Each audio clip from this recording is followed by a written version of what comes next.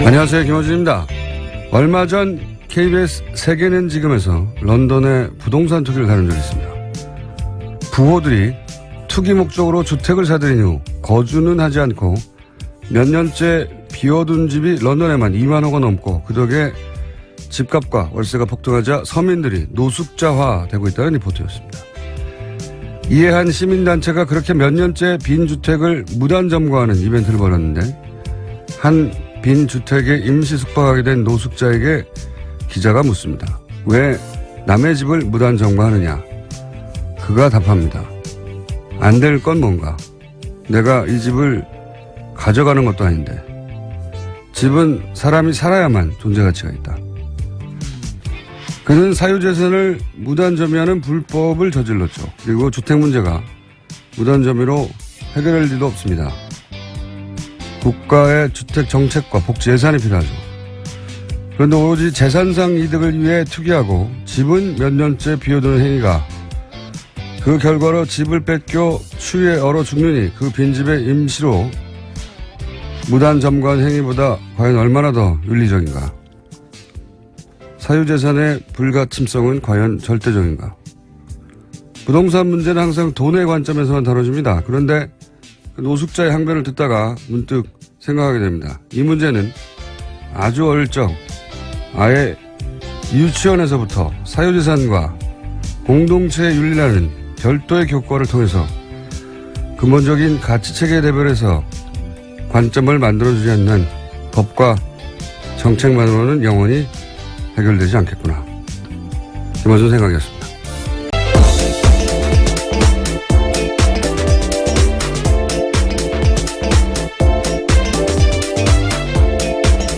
시사인의 김은지입니다. 네. 월요일이 아닌데 왜 화요일도 힘들죠? 네, 피로의 누적이라고 봅니다. 자, 오늘은 어떤 뉴스가 첫 번째 뉴스입니까? 네, 세계일보가 국정원이 작성한 이명박 정부의 청와대 문건을 보도했습니다. 국정원은 2011년 11월쯤 작성한 문건인데요. 각각 제목이 우상호 좌익진영의 대선 겨냥 물밑 움직임의 촉각, 2040 세대의 대정부 불만 요인 진단 및 고려사항, 12.6 재보궐 선거사범 엄정 처벌로 선거질서 확립, 이렇게 3건입니다. 이 보고서는 12.6 선거 이후에 야권 좌파가 자행한 선거법 위반 혐의를 검찰, 경찰이 일벌백계식으로 엄단해야 한다라는 내용이 나오는데요. 검경이 타깃이 된 인사들의 수사 현황이 일목요연하게 정리된 문서입니다.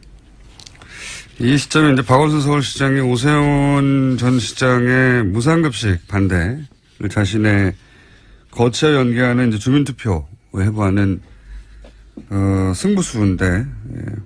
승부수로는 아마 우리 정치사의 길이 기록될 셀프 타닝이죠. 예. 그렇죠. 예. 그게 10월 26일이었으니까 그 선거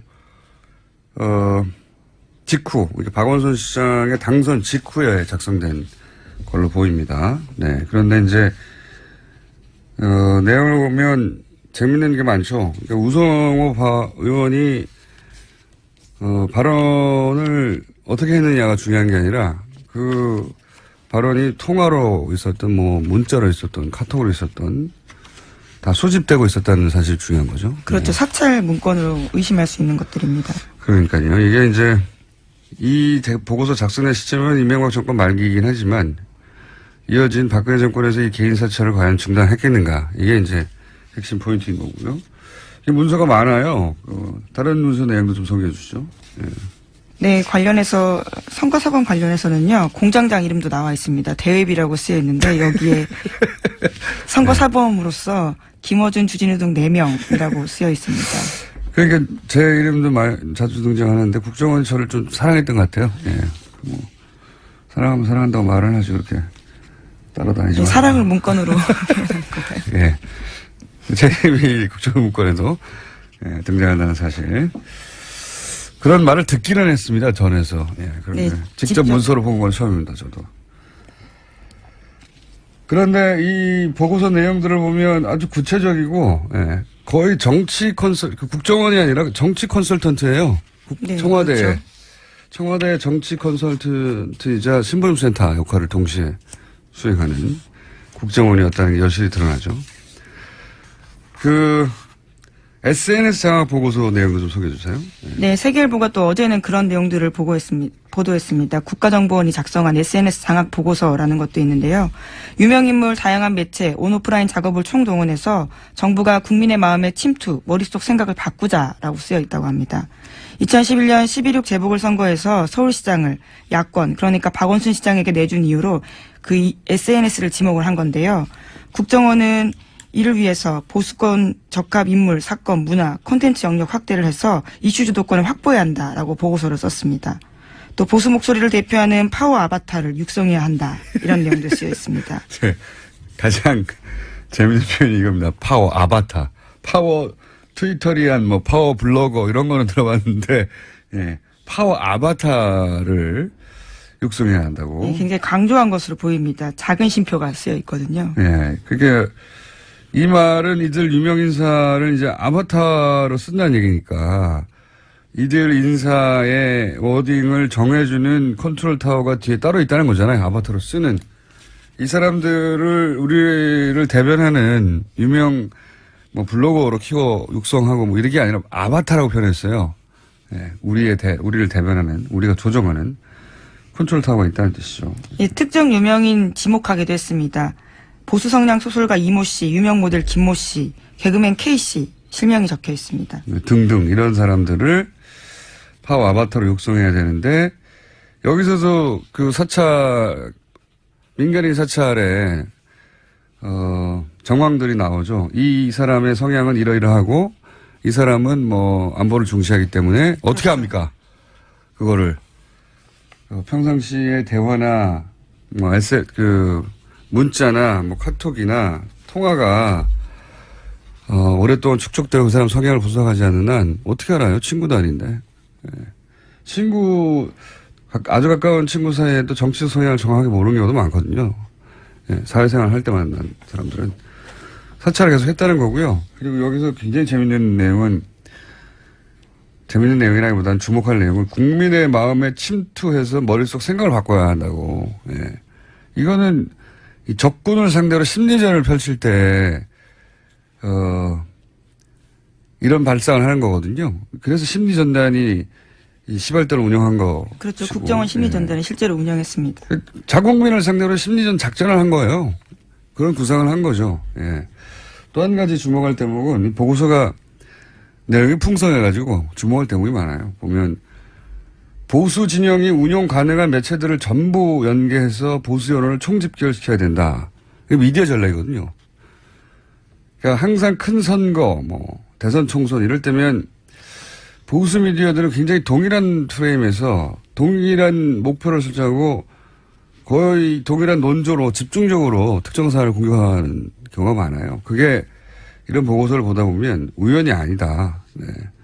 그 뒤에 컨트롤 타워가 있다라는 심증만 있다가 또 하나의 정황이, 좀 구체적인 정황이 나온 거죠. 예. 다 묶어서. 네, 물증으로 아예 나온 거죠. 네. 매체들을 묶어서, 총 집결시켜서 목적을 달성하도록. 네. 그리고 또 이런 것도 있습니다.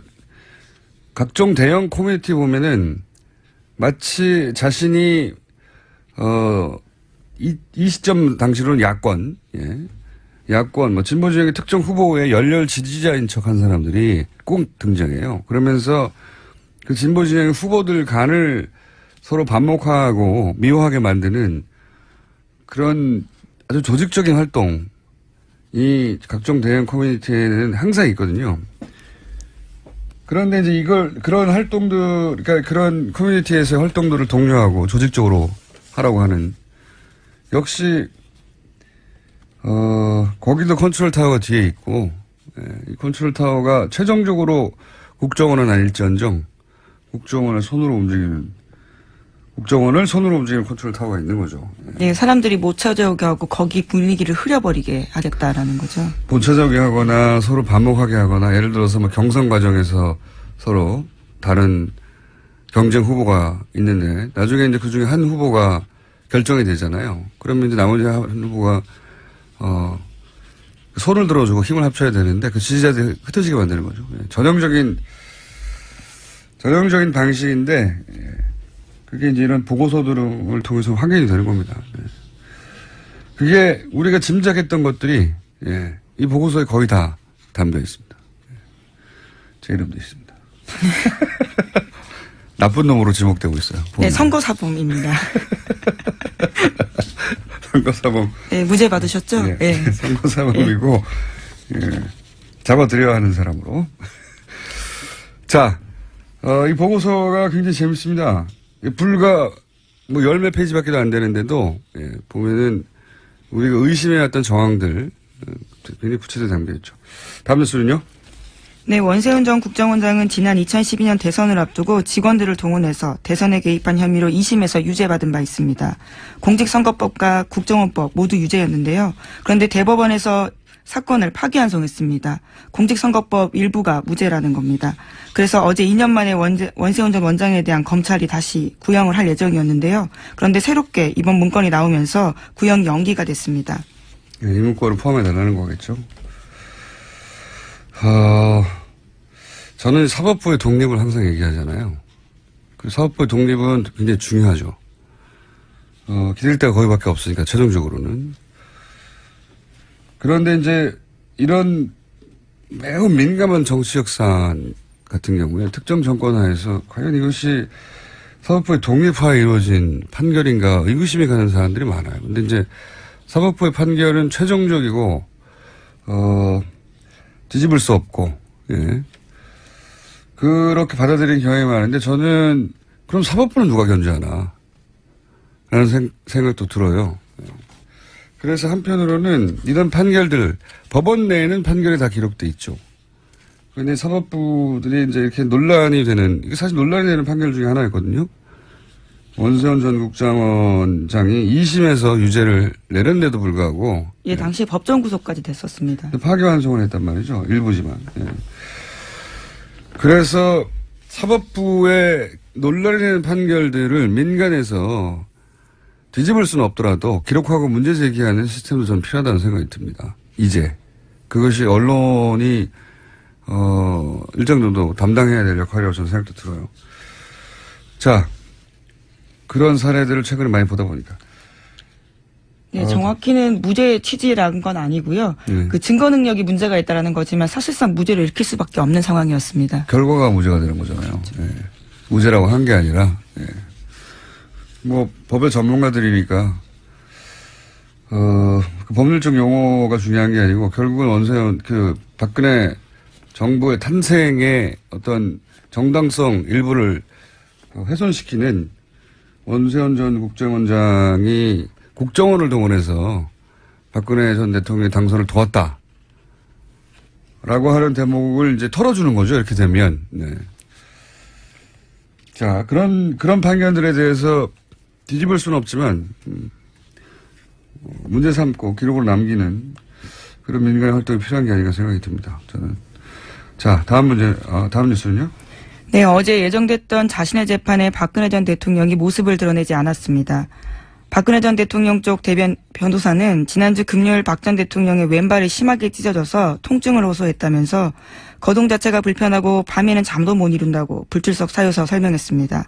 교정당국 관계자도 청와대 지역 시절부터 약했던 박 전 대통령의 발가락이 구치소 문턱에 부딪히면서 통증이 생겼다라고 말했습니다. 문턱에 부딪히면서. 예. 아프실 예정을 이렇게 소화하실 줄은 저는 몰랐네요. 어쨌든 잘 소화하셔서 예.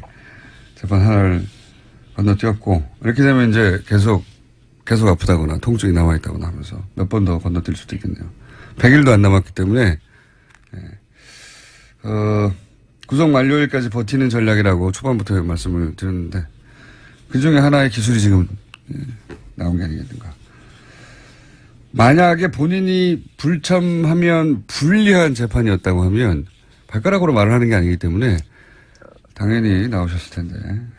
네, 어제 이재용 삼성전자 부회장이 증인으로 나오는 굉장히 중요한 날이었습니다. 주목도 많이 됐고요. 네, 서로 만나지 않은 거죠. 자, 다음 뉴스는요? 네, 아침 한겨레 신문 보도인데 박근혜 전 대통령이 이재용 삼성전자 부회장과 3차 독대, 그러니까 지난해 2월 15일 만났을 때 이야기입니다. 박근혜 전 대통령이 이재용 부회장을 만나기 전과 만난 후에 최순실 씨와 대포폰으로 총 8차례 통화했다라고 합니다. 8차례. 이 횟수도 뭐 물론 의미가 좀 있지만 더 중요한 건 이제 통화 시간이죠, 시간. 통화 시간이 보니까, 이재용 부회장과 박근혜 대통령이 독대하는 시간대만 절묘하게 피해가지고. 그렇죠. 예. 앞뒤로 전화를 한 겁니다. 예. 그러니까 뭐, 그 시간, 독대 시간, 그러니까 그날따라 유난히 통화가 많았고, 그 전후로 전화가 빽빽하게 왔는데, 그 독대 시간대에는 전화를 걸지 않아서 일부러 피하고 전화한 것 같고, 예, 알고 있었던 게 아니냐. 독대를 알고 있었다라는 정황 증거인 거죠. 그럼 장시호 씨가 뭐 독대 면담 일정 이런 수첩, 뭐 종이를 본 적이 있다고 최순실 씨 방에서 그런 얘기도 한 적이 있죠. 알았겠죠? 당연히. 알았겠고, 통화의 내용은 몰라도, 예. 그 시간대를 피해서 전후로 집중적으로 전화한 것으로 보아 관련 대화를 한 게 아니겠느냐. 뭐. 계속 상의를 한 것으로 보입니다. 예, 그런 정황인 거죠. 네. 예. 이거 전체를 부인하고 있을 거 아니에요, 근데. 박근혜 대통령은 뭐, 예를 들어서 K스포 재단에 대해서도 본인은 전혀, 최순실 씨와 의논하지도 않고 맡긴 적도 없다. 네, 안종범 전 수석이 애써서 길을 쓰고 만든 거라고 이야기한 거가 있죠. 최순실 씨한테 내가 부탁한 적이 없어. 예. 그렇게 검찰 조사에서 얘기를 했고. 최순실 씨는 아니었죠. 본인이 이제, 박 전 대통령 부탁으로 했다. 예. 이런 얘기를 많이 했죠. 네, 관련해서 어제 TV조선이 검찰의 최순실 씨 수사 기록 보도했습니다. K스포츠 재단과 관련해서는 박근혜 전 대통령 부탁 때문이다라고 이야기했는데요. 물론 미르도 마찬가지입니다. 대통령이 내가 직접 나서는 것을 싫어하기 때문에 운영 체계나 이런 부분이 잘 돌아가는지 체크를 해보라고 했다라고 인정한 겁니다. 알겠습니다. 하나 정도 더 할 수 있을 것 같습니다. 시간상. 네, 이현주 국민의당 원내수석 부대표의 발언이 논란이 되고 있습니다. 이에 대해서 해명을 했는데 아이를 둔 학부모로서 아이들의 급식질이 형편없어지고 있는 문제에 분개하면서 나온 얘기다라고 말했습니다. 그러면서 이제 이게 기자와 사적으로 대화한 게 이런 식으로 보도됐다. 당사자 입장도 확인하지 않고 그러면서 SBS에서 강력한 유감도 표했죠. 예. 표했더니 SBS가 녹취를 공개해버렸죠. 예. 당사자 입장을 확인하지 않고 보도한 게 아니라 당사자 입장을 확인하려고 전화한 기자의 후속 취재 내용이었더라고요. 네, 원내정책회의 한 다음에 더 자세하게 물어보기 위해서 전화했다라고 합니다. 그러니까 이제 일종의 패턴 같은 게 보여요. 국민의당이 최근 이제 여러 가지 문제로 코너에 몰리다 보니까 이 이현주 의원의 케이스도 그런데 분명히 이제 스스로 자초한 문제들이란 말이죠. 근데 이 케이스도 SBS 기자가 사적 대화, 저는 그래서 뭐 예를 들어서 밥집에서 밥 먹다가 또는 뭐 둘이 대화하는 걸 몰래 녹취했다든가 그런 건 줄 알았더니 그냥 후속 취재였더라고요. 예, 전화로. 예. 그런데 이제 이 상황을 분명히 자초한 측면이 강한데 이런 문제가 생길 때 내가 잘못을 하긴 했지만 내가 잘못한 정도보다 훨씬 크게 부풀려서 누군가 자기를 죽이려고 한다. 그런 피해의식이랄까요? 이런 패턴을 반복적으로 보여주고 있어요. 이런 사안도 이렇게 SBS 기자를 공격하거나 혹은 그럴 게 아니고 이제 파업 현장에 찾아가거나 뭐 사과를 하거나 아니면 정면으로 거기 가서 이해를 구하거나 그렇게 할 사안인데 이걸 보도한 언론을 탓해버렸거든요. 이렇게 해가지고 국면이 돌파되는 게 불가능하거든요. 그러면 정당하게 취재했다고 생각하는 SBS 같은 경우는 녹취를 아예 공개해서 더 큰 피해를 입히고 있지 않습니까? 스스로 입고 있지 않습니까? 바깥에서 적을 자꾸 찾는데, 예.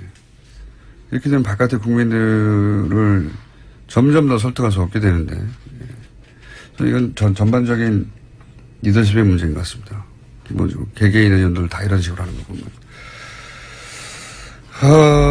자, 오늘 여기까지 해야 될 것 같습니다. 시사인의 김은지였습니다. 감사합니다.